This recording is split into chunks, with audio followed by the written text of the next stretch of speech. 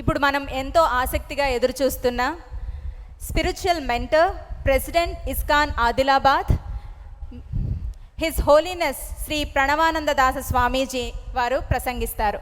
వీరు మాట్లాడబోతున్న అంశం లక్ష్మణుడు సర్వలక్షణ సంపన్నుడు.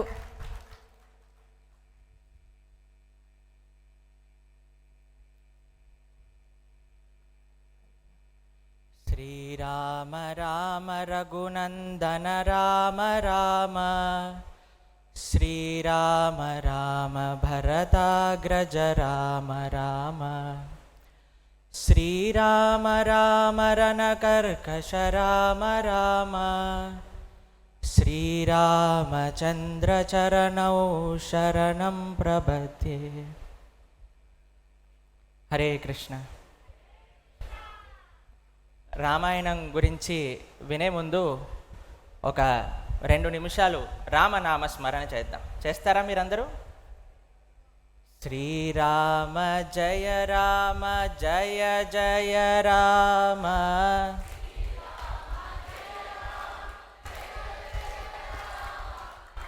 ఏకాదశి నిన్న కదా, ఈరోజు వీక్గా ఉన్నారేంటి మీరందరూ? గట్టిగా చెప్పాలి. శ్రీరామ జయ రామ జయ జయ రామ,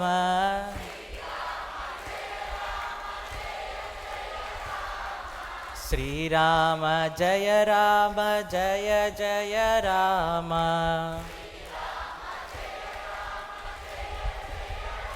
మన ఆర్గనైజర్స్ని అడుగుదాం, మీరు అంటున్న శబ్దాన్ని సరిపోయిందా అని. బాగా చెప్తున్నారా? సాటిస్ఫాక్షన్ లేదట, ఇంకొద్ది గట్టిగా చెప్పడానికి ప్రయత్నం చేద్దాం. చెప్తారా? శ్రీరామ జయ రామ జయ జయ రామ,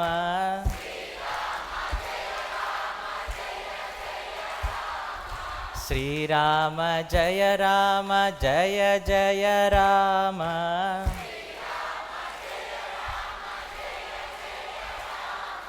రఘుపతి రాఘవ రాజా రామ, పతిత పావన సీతారాం, రాఘవ రాజా రామ, పతిత పావన సీతారాం. దీని తర్వాత లైన్లు ఎవరికి తెలుసండి?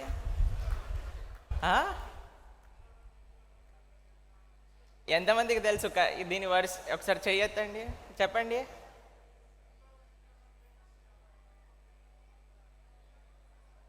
ఏంటి ఇంకా ఈశ్వర అల్లా తెరోనాం అంటున్నారు వీళ్ళందరూ?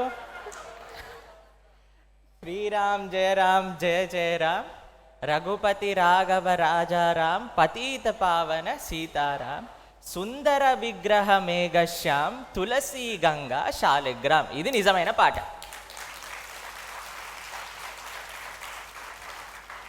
ఇలా పాడాలి రామనామం, కానీ మనందరం చక్కగా చెప్పాలి అని అంటే. సరేనా? ముందుగా ఈ అవకాశం ఇచ్చిన మన ఆర్గనైజర్స్కి కృతజ్ఞత తెలుపుకుంటూ, అలానే ఇంత చక్కటి క్షేత్రాన్ని ఏర్పాటు చేసిన మన ఆలయ ట్రస్టీలందరికీ కూడా మా కృతజ్ఞత తెలుపుకుంటూ, ఈరోజు మాకు శ్రీరామ్ గారు ఇచ్చిన టాపిక్ ఏంటో తెలుసా? లక్ష్మణుడు సర్వలక్షణ సంపన్నుడు. అయితే మేము విశాఖపట్నం నుంచి బయలుదేరి వస్తూ ఉన్న దారిలో ఆలోచిస్తూ ఉన్నాం అన్నమాట, లక్ష్మణుడు ఇంత సకల గుణ సంపన్నుడు అవ్వడానికి కారణం ఏమిటి? అప్పుడు మాకు మనసులో ఒక ఆలోచన వచ్చినది.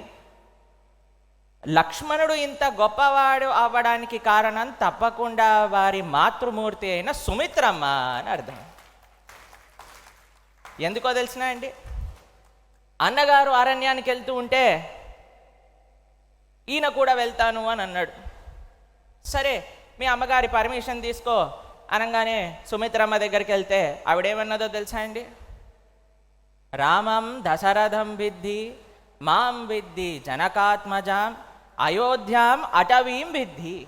అయ్యా, మీ తండ్రి అయిన దశరథ మహారాజుని రాముల్లో చూసుకో, నన్ను సీతమ్మ తల్లిలో చూసుకో, అయోధ్యని అరణ్యంలో చూసుకో, అక్కడే నీ సుఖం ఉంది, వెళ్ళిపో ఇక్కడి నుంచి అని అన్నదమ్మ. ఎంత గొప్ప మాతృమూర్తి చెప్పండి. తన సంతానాన్ని రామసేవ కోసం అర్పణ చేసేసి అంత గొప్ప తల్లికి ఇంత గొప్ప కుమారుడు ఎందుకు కలిగడు చెప్పండి. కాబట్టి మొట్టమొదటి శ్రేయస్సు మనం లక్ష్మణుడు సకల గుణ సంపన్నుడు అవ్వడానికి సుమిత్రమ్మకి ఇద్దాం. ఏమంటారు మీరు? సకల గుణ సంపన్నుడు, అన్ని లక్షణాలు ఆయన దగ్గర ఉన్నాయట. ఇప్పటికీ కూడా ఎవరైనా అన్న తమ్ముళ్ళు చాలా కలిసిమెలిసి ఉన్నారనుకోండి, అరే వీళ్ళు రామలక్ష్మణులా ఉంటారు అని అంటారు. అల్లరి చేస్తే ఏమంటారండి? వాలి సుగ్రీవుల్లా ఉంటారు అని. ఇన్ని సంవత్సరాల తర్వాత కూడా మనకి అన్న తమ్ముళ్ళ మధ్యలో ఒక ప్రేమని ఐకమత్యాన్ని చూపించాలి అని అంటే రామలక్ష్మణుల్ని చూపిస్తారు. ఈ కలియుగంలో ఈ ప్రపంచంలో ఒక క్వాలిటీ ఉంటుంది, ఏంటో తెలిసినా అండి? అన్న తమ్ముళ్ళ మధ్యలో చాలా ఘర్షణలు జరుగుతూ ఉంటాయట. ఈ అందరూ కూడా ఎవరినైనా సరే ఆ స్టేజ్ని దింపేసి మేం కూర్చోవాలి అని ప్రయత్నం చేస్తూ ఉంటారట. ఆధ్యాత్మిక జగత్తులో దాస దాస దాసాను దాస అనే భావన ఉంటే, ఈ భౌతిక ప్రపంచంలో బాస్ బాస్ బాసాను బాస్ అవ్వాలి అని ప్రయత్నం చేస్తూ ఉంటారట. ఒక ఆయన ఉన్నాడండి, పాపం తమ్ముడికి అంతగా డబ్బులు లేవు, అన్నగారికి మాత్రం చాలా డబ్బులు ఉన్నాయి. ఒకసారి సడన్గా ఈ తమ్ముడికి చాలా డబ్బులు వచ్చేసాయి. అన్నగారు చాలా ఇదైపోయాడు అనమాట. అరే తమ్ముడికి ఎలా వెళ్ళి డబ్బులు వస్తున్నాయి? మనకండి మన ఇంట్లో ఉన్నదానికంటే పక్కింట్లో వాడికి ఎక్కువ ఉన్నదనుకోండి, కొద్దిగా మనకి టెన్షన్ వస్తుంది, అవునా కాదా? కరెంటు పోయిందనుకోండి, ఫస్ట్ ఏం చేస్తాం? పక్కింట్లో ఉందా చూడు అని అంటే. పక్కింట్లో పోయిందనుకోండి, అమ్మయ్య అందరికి పోయింది. వాళ్ళ ఇంట్లో ఉందనుకోండి, మన ఇంట్లో లేదనుకోండి, అరే అట్లెట్లా, వాళ్ళ ఇంట్లో ఉన్నది మన ఇంట్లో ఎందుకు లేదు అని అంటారు. కాబట్టి ఈ రకమైన ప్రవృత్తి మనం ఈ ప్రపంచంలో చూస్తూ ఉంటాం అన్నమాట. ఈయన సడన్గా రిచ్ అయిపోయారు, చాలా డబ్బులు వచ్చేసాయని అన్నగారు ఒకసారి ఇంట్లోకి వెళ్ళి చూసారట. ఏమైంది అని అంటే, ఆయన దగ్గర ఒక రుబ్బు రోలు ఉందట అండి. ఆ రుబ్బు రోలు పైన ఒక మంత్రం చెప్తే అక్కడ నుంచి ఉప్పు వస్తుందట. ఆ ఉప్పు అమ్ముకొని ఈయన చాలా డబ్బులు సంపాదించేశాడు. అయితే ఈయన అనుకున్నాడు, ఎలాగైనా సరే ఈ విసుర్రవుతు నా దగ్గరకు వచ్చేస్తే చాలా బాగుంటుంది అని ఒకరోజు రాత్రిపూట దొంగతనం చేసి తెచ్చేసుకున్నాడు. భార్య పిల్లలు అందరినీ కూడా ఒక పడవ ఎక్కించేశాడు. ఇక మనం వేరే ప్రదేశానికి వెళ్ళి చాలా ధనవంతులం అయిపోదాం, నా దగ్గర ఒక ఈజీ బిజినెస్కి ఉపాయం ఉంది అని తీసుకెళ్ళిపోయాడు. వాళ్ళ భార్య అంటుంది, అయ్యా అంత పెద్ద ఇల్లు అంత పెద్ద వ్యాపారం అన్ని వదిలేసి వెళ్ళిపోతున్నావు, ఏంటి నీ దగ్గర ఉన్నది అని అంటే చూపించాడు ఈశ్వరరావు. మంత్రం వేశాడనమాట, చూడ ఎలా ఉప్పు తయారు చేస్తుంది. ఆ ఉప్పు తయారవుతుంది ఎంత అయిపోయింది అని అంటే ఆ బోటు నిండా నిండిపోయి వాళ్ళని ముంచేసింది నీళ్ళ లోపలికి. ఎందుకు అంటే ఆయనకు స్టార్ట్ చేయటం తెలుసు కానీ ఆఫ్ చేయటం తెలియదు అన్నమాట. అలా ఎప్పుడైనా సరే మనకి లోభము అనేది ఉంటుంది కదండి, అది మనల్ని ఈ సంసారం అనే సముద్రంలో ఇంకా లోతుకి ముంచేస్తుంది. ఎక్కడైతే మనము రాజ్యం కోసం, ఒక ప్రతిష్ట కోసం, అన్నా తమ్ముళ్ళ మధ్యలో ఐశ్వర్యం కోసం కొట్లాడటం చూస్తున్నామో, రామలక్ష్మణుల మధ్యలో నాకు ఇదొద్దు నువ్వు తీసుకో, నాకు ఇదొద్దు నువ్వు తీసుకో అని ఫైటింగ్ నడుస్తుంది. చూడండి ఎంత విలక్షణమైన ఒక ఎగ్జాంపుల్ మన ముందు రామలక్ష్మణులు చూపిస్తున్నారు. సరే, ఎలాగో అలాగ చేసి లక్ష్మణస్వామి రాముడితో వెళ్తూ ఉన్నారు. చాలా సందర్భాలు మాకు లక్ష్మణుడి గురించి గుర్తొస్తూ ఉన్నాయి, అందులో కొన్ని ప్రస్తావన చేస్తాను మీకు. ఇటీవలే మనం కోల్కత్తాలో జరిగిన ఒక సంఘటన గురించి అందరం బాధపడుతూ ఉన్నాం. అరే ఇంత సభ్య సమాజంలో ఇలాంటి జరుగుతాయా అని చాలా ఆశ్చర్యం కూడా వేస్తుంది. ఒకసారి మేము ఒక ప్రోగ్రాంకి వెళ్ళినప్పుడు మమ్మల్ని అడిగారు, ప్రభుజీ ఇలాంటివన్నీ ఈ ప్రపంచంలో ఎందుకు జరుగుతున్నాయి, ఇవి జరగద్దంటే మనం ఏం చెయ్యాలి? మేమన్నా ఇది జరగద్దు అని అంటే ప్రతి ఒక్కళ్ళకి రామాయణాన్ని బోధించండి. రామాయణం సీరియల్ టెలికాస్ట్ అయ్యేది ఫస్ట్ టైం భారతదేశంలో. ఎప్పుడైతే టెలికాస్ట్ అయిందో మీకు ఒక ఆశ్చర్యకరమైన విషయం చెప్తాను. 40% క్రైమ్ రేట్ తక్కువైపోయిందట కేవలం రామాయణ సీరియల్ని చూడటం ద్వారా. కానీ ఎవరైతే రామాయణాన్ని అధ్యయనం చేస్తారో, వాటి లోపల ఉండే తత్వములను తెలుసుకుంటారో, ఇంకెంత గొప్ప వాళ్ళ మారగలుగుతారు చెప్పండి. మీకు ఈ విషయం తెలుసు, సీతమ్మ తల్లిని రావణాసురుడు అపహరించేస్తారు. ఒక ప్రదేశానికి వెళ్ళినప్పుడు వానరులందరూ కలిసి, మేము ఒకసారి ఒక దగ్గర కూర్చుంటే ఒక నగల మూట మా దగ్గరకు వచ్చింది, ఇందులో ఏవి సీతమ్మ తల్లివా లేదా చూడండి అని రామచంద్రమూర్తికి చూపిస్తే పాపం రాముడు చూడలేకపోతున్నాడు. కళ్ళల్లో నుంచి అశ్రుధారలు కారుతూ ఉన్నాయి. సీతమ్మ తల్లిని గుర్తు తెచ్చుకుంటూ, అంత ప్రేమ రాముడికి సీతమ్మ తల్లి అని అంటే. సరే లక్ష్మణ కనీసం నువ్వైనా చూడరా అని ఇస్తే లక్ష్మణుడు అసలు ఐడెంటిఫై చేయలేకపోతున్నాడు అన్నమాట. తెలిసిన మీకు పాపం ఒక్కొక్క ఆభరణాలు చూపిస్తూ ఉన్నారు. నాహం జానామి కేయూరే, నాహం జానామి కుండెలే, నూపురే త్వభిజానామి నిత్యం పాదాభి వందనాత్ అని లక్ష్మణుడు చెప్తాడు. అయ్యా, అమ్మవారు చెప్పిన భుజకూర్తులు నాకు అర్థం కావట్లేదు, ఇది సీతమ్మ తల్లివా కాదా? అమ్మవారు పెట్టుకునే కుండలాలు, చెవు కమ్మలు, ఇవి సీతమ్మ తల్లివా తెలియదు నాకు, కానీ అమ్మ వేసుకున్న పట్టీలు మాత్రం నాకు తెలుసు, ఎందుకంటే రోజు నేను పాదాభివందనం చేస్తాను. ఎంత గొప్ప సంస్కారం కలిగిందండి అసలు లక్ష్మణస్వామికి. లక్ష్మణుడు ఆదర్శంగా ఉంటే మనం ఎప్పుడూ చెప్పేది ఒకటే మాట అండి, మాతృవత్ పరధారేషు. నీ భార్య తప్ప ప్రతి ఒక్కరిని కూడా మాతృభావనతో చూడవలే. మాతృవత్ పరధారేషు పరద్రవ్యేషు లోష్ఠవత్. నీది కాని డబ్బు చెత్తతో సమానంగా చూడాలి. మాతృవత్ పరదారేషు పరద్రవ్యేషు లోష్ఠవత్ ఆత్మవత్ సర్వభూతేషు. నువ్వు ఎదుటివాడు నిన్ను ఎలా ట్రీట్ చేయాలి అనుకుంటున్నావో అలా ఎదుటివాడిని ఫస్ట్ నువ్వు ట్రీట్ చేయటం ప్రారంభం చెయ్యి. ఎవరైతే ఇలా చేస్తారో వాడు నిజమైన ధీరుడు. ఈ 3 లక్షణాలు మనం లక్ష్మణస్వామిలో చూడగలుగుతాం.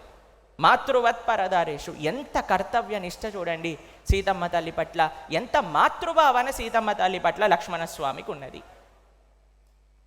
ఈ ప్రపంచంలో సినిమా ఇందాక ప్రస్తావన చేస్తున్నట్టుగా సినిమాలో చూపించే తత్వములు, శాస్త్రంలో చెప్పే తత్వములు చాలా విరుద్ధమండి.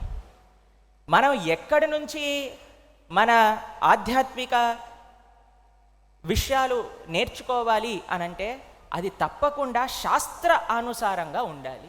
అందుకే ఈ రామాయణ కాన్క్లేవ్ గురించి ఎప్పుడైతే శ్రీరామ్ గారు మాకు చెప్పారో మాకు చాలా ఆనందం వేసింది. అప్పుడు మేము భాగవతంలో దశమస్కంద అధ్యయనం చేస్తున్నాం. అందులో ఒక ఉదాహరణ చెప్తారు. ఎప్పుడైతే వర్షాకాలంలో ఒక దారిని ఉపయోగించామనుకోండి, ఆ గాడి పైనంతా కూడా చెట్లు మొలుస్తాయి. చూసారా మీరు? అసలు ఇక్కడ దారి ఉంది అని కూడా కనిపించదు, ఆ దారి మొత్తం మూసుకుపోతుంది. అలానే ఎప్పుడైతే మనం శాస్త్రాన్ని అధ్యయనం చేయమో అసలు ఇది నిజంగా శాస్త్రం చెప్పే మార్గము అని కూడా మూసుకుపోతుంది అన్నమాట. అప్పుడు వేరే తరాలకి తెలియదు అసలు శాస్త్రంలో ఏం చెప్పారు అని. కాబట్టి శాస్త్ర అధ్యయన, శాస్త్రముల పట్ల చర్చ అనేది చాలా చాలా ముఖ్యమైనదండి. మీకు ఇంకొక విషయం చెప్తాను. లక్ష్మణస్వామి ఎప్పుడైతే సుగ్రీవుణ్ణి కలవడానికి రామచంద్రమూర్తితో వెళ్తారో అప్పుడు రామాయణంలో ఒక సంఘటన వస్తుంది. ఆయనకి పాపం కూర్చోడానికి చైర్ ఇవ్వడు సుగ్రీవుడు. చైర్ అంటే చైర్ కాదనుకోండి, ఒక రాయి అనుకోండి. అప్పుడు విష్ణుముఖ పర్వతం పై నుండి ఒక రాయి. పాపం ఆయనకి ఆసనం ఇవ్వడు. లక్ష్మణుడు ఏం మాట్లాడలేదండి. కానీ రామచంద్రమూర్తి నోటీస్ చేశాడు ఈ విషయాన్ని. తన భక్తుడికి సత్కరించట్లేదు, కానీ నన్ను మాత్రం బాగా సత్కరిస్తున్నాడు. సరే, ఒక పాఠాన్ని నేర్పిద్దాం అని ఎప్పుడైతే వాలి సుగ్రీవుల మధ్యలో ఒక యుద్ధం జరుగుతుందో అప్పుడు కొద్దిగా తనులు తిననిచ్చాడనమాట. Let him learn a lesson. కానీ లక్ష్మణుడు ఆయనని సత్కరించలేదు అన్న విషయంలో ఏం మాట్లాడలేదండి. కానీ ఎప్పుడైతే చాతుర్మాసం అయిపోయి రాముడికి ఇచ్చిన వాగ్దానాన్ని ఎప్పుడైతే సుగ్రీవుడు దాన్ని నిర్వర్తించలేదో అప్పుడు లక్ష్మణుడికి చాలా కోపం వస్తుంది. ఇంకొక గుణం ఏంటో తెలుసా అండి? మనల్ని ఏమన్నా పర్వాలేదండి, పట్టించుకోకూడదు. కానీ ధర్మాన్ని ఏదన్నా అన్నారనుకోండి, దాన్ని సహించకూడదు. అందుకే మన కరుణాకర్ గారు, లలిత్ గారు వీరందరూ కూడా ఈ సంకల్పంతో నడుస్తున్నారనమాట. ధర్మ పరిరక్షణ సంకల్పం. వాళ్ళనేమన్నా పర్వాలేదు, కానీ ధర్మం జోలికి వస్తే చూడండి మేమేం చేస్తామో అని డిబేట్లు చేస్తున్నారు. చాలా సంతోషం. ఆ లక్షణం కూడా లక్ష్మణస్వామిలో ఉన్నది. నన్నేమన్నా పర్వాలేదు, కానీ రామసేవ మాత్రం తప్పకుండా చెయ్యాలి. మీకు ఇంకొక విషయం చెప్తానండి. సాక్షాత్తుగా సీతమ్మ తల్లి రాఘవత్వేద్ భవేత్ సీత రుక్మిణి కృష్ణ జన్మని, అటువంటి సీతమ్మ తల్లి కూడా ఎప్పుడైతే రామచంద్రుడిని పంపించేసింది, నాకు ఆ బంగారు లేడి కావాలి అని, ఏం పర్వాలేదు, still she was very safe.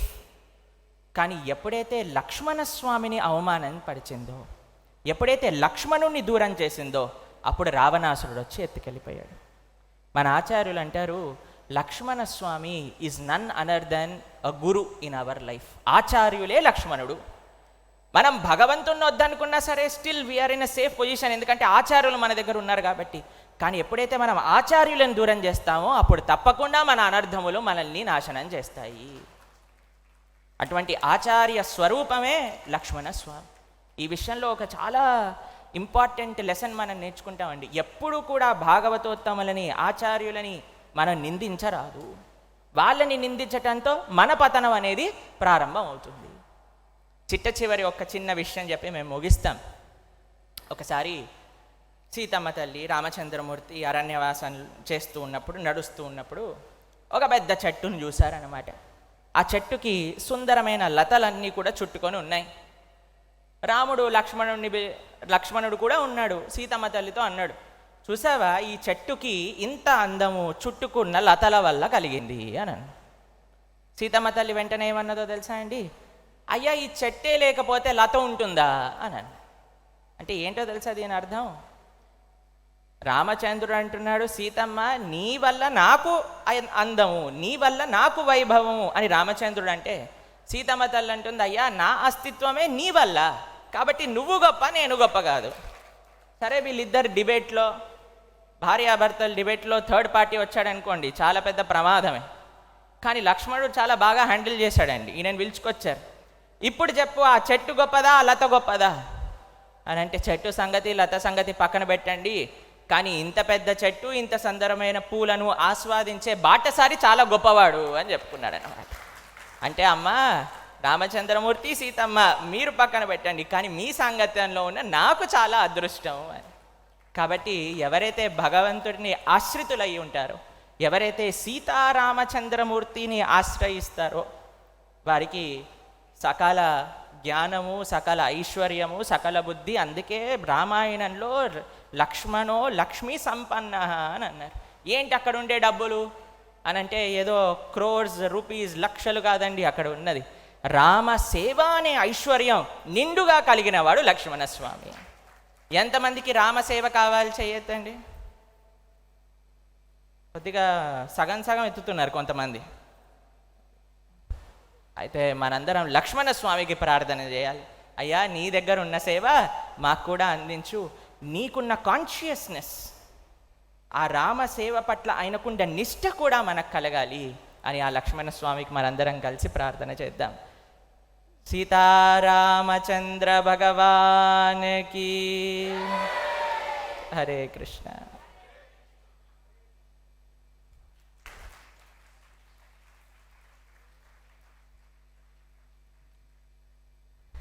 లక్ష్మణ స్వామి వారి గురించి అద్భుతంగా అమోఘంగా వివరించిన ప్రణవానంద స్వామి వారిని సత్కరించవలసిందిగా నారాయణం కుటుంబ సభ్యులను, వేదికను అలంకరించిన పెద్దలను కోరుతున్నాం. జై శ్రీరామ్, జై శ్రీరామ్, జై శ్రీరామ్.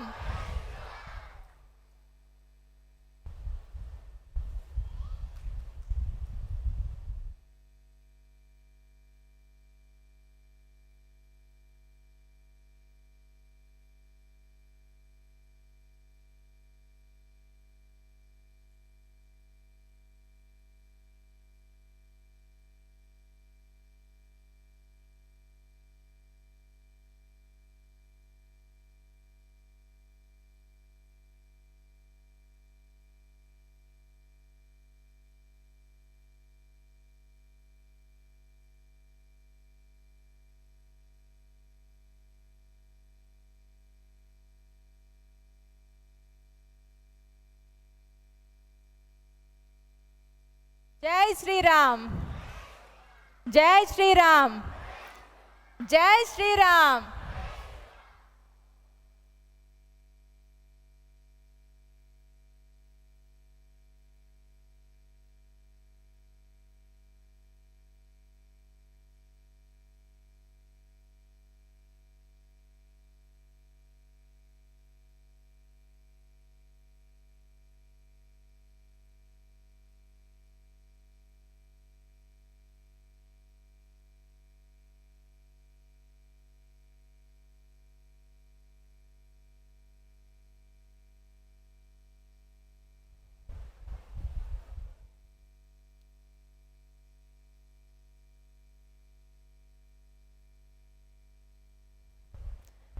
మన తదుపరి అంశం